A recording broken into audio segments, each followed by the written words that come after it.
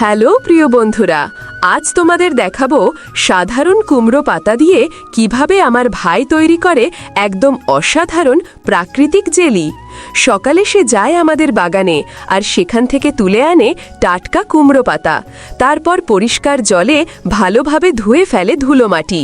এরপর পাতাগুলো ছোট ছোট করে কেটে নিয়ে ফুটন্ত জলে সেদ্ধ করে যতক্ষণ না একদম নরম হয়ে যায়।